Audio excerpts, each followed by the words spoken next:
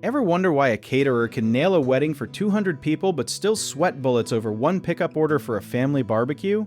It is not the cooking that gets them, it is the clock. Picture this instead: a private chef finishing a batch of lasagna at exactly 6 o'clock while a customer texts, "Almost there," like that is supposed to calm anyone down. That single text can turn a calm kitchen into a scene from a heist movie. Here is the part nobody tells you when you start cooking for other people. Food does not wait politely. Rice keeps cooking in its own steam. Sauces thicken, and that crispy chicken skin you worked so hard for turns into sad rubber if it sits too long. So the real skill in this business is not just seasoning, it is timing math. A smart home chef works backward from the pickup time like a rocket scientist counting down to launch, except the payload is potato salad instead of a satellite. Let us talk about the staging table, which sounds fancy but is really just one counter where finished dishes wait their turn. If everything has a designated spot, you are not playing hide and seek with the green beans while a customer waits at the door. Labels are your best friend here, and no, a sticky note that says "stuff" does not count. Clear labels with names and times turn chaos into something that almost looks professional, like you planned it that way all along. Here's a fun fact. Restaurants figured this out decades ago with something called mise en place, a French phrase that basically means everything in its place. Home chefs and caterers borrow that same idea, just with less French, and more improvising in a kitchen that was not built for 40 orders.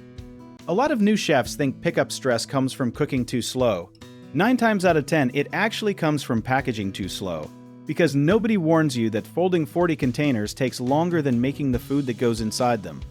This is where batching becomes your secret weapon. Instead of plating one order completely before starting the next, you portion proteins for everyone, then sides for everyone, then sauces for everyone, moving down the line like an assembly worker instead of a stressed-out artist. Communication matters just as much as timing, maybe more. A quick message saying "running 10 minutes behind" turns an annoyed customer into a patient one, because humans mostly just want to know what is happening, not perfection. There is a psychology trick chefs use without even realizing it, giving customers something small to do while they wait, like signing a receipt or grabbing a to-go bag themselves. It sounds tiny, but it makes the wait feel shorter, kind of like how a crosswalk button makes you feel like you controlled the light even when you probably did not. Now let us bust a myth.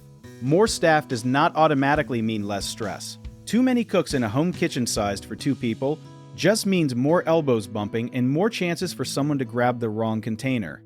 The chefs who handle pickups the smoothest usually have one thing in common: a written flowchart taped somewhere nobody can see it, listing every order and every time slot. It looks unglamorous, but boring paper beats a frantic brain every single time. At the end of the day, reducing pickup stress is not about moving faster, it is about removing decisions you have to make in the moment. When the plan is already made, your hands just follow it, and that is when cooking starts to feel calm again, instead of like a countdown timer about to hit 0. If you want to learn more about how private chefs, caterers, and home kitchens can run smoother pickups every single time, do you want to check out our links in the description?